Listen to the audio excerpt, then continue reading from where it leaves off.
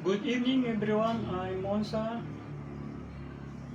Just call me Monza. Did you know that learning has no end? Sinanthropus pekinensis, the scientific name of Peking man.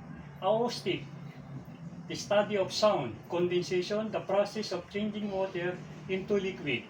Eureka! I found it. Khaleda Zia, the first woman Prime Minister of Bangladesh. The capital is Dhaka.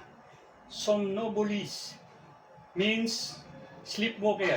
Kim Jong-un, the present president of North Korea. The capital is Pyongyang. Harakiri, Japanese suicide pilot. Dr. C.